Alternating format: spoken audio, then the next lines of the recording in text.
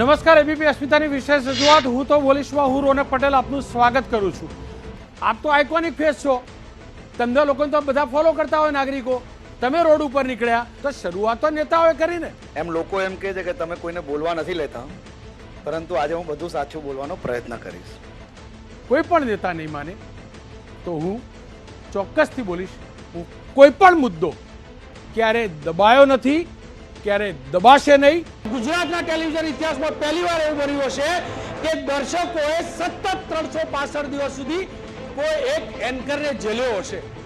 બોલો, ખુલીને બોલો. અમે તૈયાર છીએ તમારું દર્દ સરકાર સુધી લઈ જવાનો. દિવસ તમારો, સમય તમારો, શહેર તમારું, રોનક પટેલ તમારો. તમે કોઈ શહેરમાં આપણે જઈએ અને એને બંધ કરીને બતાવો 3 વર્ષ માટે, કમ્પાઉન્ડર તરીકે તમારે ત્યાં નોકરી ના કરવું ને તો નામ બદલી કાઢો મારું.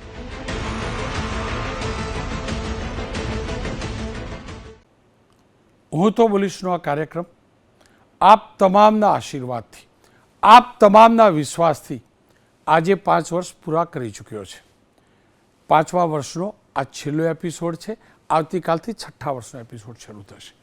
હું તો બોલીશનું બીજ કોઈ પણ એક પત્રકારને જ્યારે કોઈ ટોણો મારે છે ત્યારે એ બીજ રોપાય છે. એનું ઉદાહરણ આ કાર્યક્રમ છે. એક વ્યક્તિ મને કહે છે કે તમારામાં બોલવાની ત્રેવડ નથી, તમે સરકાર વિરોધી નથી બોલતા. બસ તેમાંથી જ હું તો બોલીશ શબ્દ મળ્યો મને, અને એમાંથી એબીપી અસ્મિતાની ટીમે આ કાર્યક્રમ બનાવ્યો. તમને જાણીને ખુશી થશે લોકશાહીની અંદર કેટલી છૂટ છે. એક રાજનેતાના માતાએ મને પ્રેરણા આપી કે દીકરા, આ શો દરરોજ કરજે, એક પણ દિવસ પડતો નહીં રાખતો, દરરોજ કરજે, સિસ્ટમ સુધરે એ માટે કરજે. અને હું પવિત્ર ભાવથી કહું છું, એબીપી અસ્મિતાની ટીમ વતી એ જ પવિત્ર ભાવે આ શો મેં શરૂ કરેલો. આપ તમામે વિશ્વાસ મૂક્યો, આપ તમામે આ શોમાં વિશ્વાસ મૂક્યો, આપ તમામ સતત નિહાળતા રહ્યા, આપ તમામ મારી અને મારી ટીમ માટે ઉર્જાનું માધ્યમ બન્યા છો. પણ હા, એક એ પણ સ્પષ્ટતા કરી દઉં, મારો આ કાર્યક્રમ કોઈના સમર્થનમાં નથી કે કોઈના વિરોધમાં નથી, સિસ્ટમની સાથે નથી કે સિસ્ટમની સામે નથી. એબીપી અસ્મિતાનો હું તો બોલીશનો તમારો આ કાર્યક્રમ કોઈ પણ સિસ્ટમમાં જે પણ ખરાબી છે એને ઉજાગર કરી એમાં જે પણ સુધાર થઈ શકે એ માટેનો એક વિનમ્ર પ્રયાસ છે. એ સરકારી સિસ્ટમ હોય, રાજકીય વર્તુળોની સિસ્ટમ હોય, મારા પોતાના ક્ષેત્રની સિસ્ટમ હોય, સમાજની સિસ્ટમ હોય, ઉદ્યોગની સિસ્ટમ હોય, જ્યાં પણ ખરાબી છે ત્યાં આઈનો દર્શાવવો જરૂરી છે. હું જરાય નથી કહેતો કે આ કાર્યક્રમથી બહુ મોટો બદલાવ આવી ગયો, પણ મેં પવિત્ર ભાવે, મારી ટીમે આ પવિત્ર ભાવે આ પ્રયાસ કર્યો છે. સતત 5 વર્ષ સુધી પ્રયાસ કરતા રહ્યા છે. જ્યાં જ્યાં ખોટું થયું છે ત્યાં બદલાવ લાવવાનો પ્રયાસ કર્યો છે. આ દરમિયાન મારાથી, મારી ટીમથી અનેક ભૂલો પણ થઈ હશે, પણ હું પવિત્ર ભાવે કહું છું, સરદારની સાક્ષીએ કહું છું, એક પણ કાર્યક્રમ કોઈ પણ વ્યક્તિ કે કોઈ પણ પક્ષ કે કોઈ પણ સરકાર કે કોઈ પણ વિપક્ષને ટાર્ગેટ કરીને અમે નથી કર્યો. સિસ્ટમની ખરાબીને ઉજાગર કરવા કર્યો છે. જેટલી પણ ભૂલો કરી હશે એ માટે હું ફરી એકવાર માફી માગું છું. મારી ટીમે જોડણીની અનેકવાર ભૂલો કરી છે. મેં મારી માતૃભાષાનું પણ ક્યાંક અપમાન કર્યું છે એ ભૂલો કરીને, એ માટે તમામ ગુજરાતીઓની પણ માફી માગું છું. પણ હું ફરીથી કહું છું, આ વિશ્વાસ મારા જીવનની અંતિમ પળ સુધી હું તૂટવા નહીં દઉં. ભૂલો પડીશ તો આપ પણ રસ્તો બતાવજો.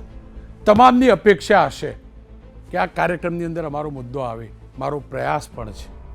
પણ મહેરબાની કરીને કોઈ ભૂલથી પણ અમારા ખભાનો ઉપયોગ કરવાનો પ્રયાસ ન કરતા.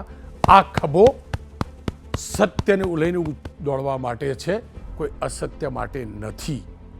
આ કાર્યક્રમ મારા ગુજરાતનો કાર્યક્રમ છે. આ કાર્યક્રમ સરદાર સાહેબે આપેલી શક્તિથી ચાલે છે, એ નિષ્ઠાથી ચાલે છે. આ કાર્યક્રમ સારંગપુરવાળા દાદાએ આપેલી ભક્તિની શક્તિથી ચાલે છે.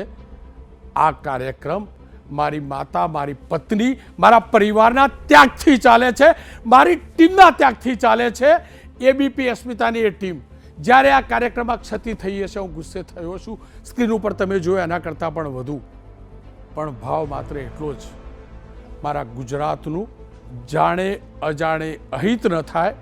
છેલ્લે આપના દીકરા તરીકે ભરોસો આપું છું, અંતિમ શ્વાસ સુધી મારા ગુજરાતનું અહિત ન કરી શકું તો કંઈ નહીં, પણ અહિત ન થાય ને એનું પાક્કું ધ્યાન રાખીશ.